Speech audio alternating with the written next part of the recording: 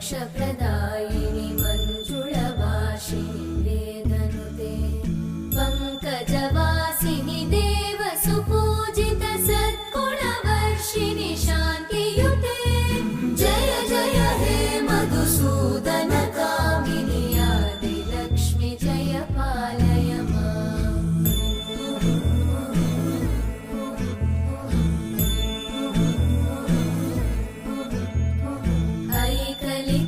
ऐकलिकल्मषनाशिनि कामिनि वैदिक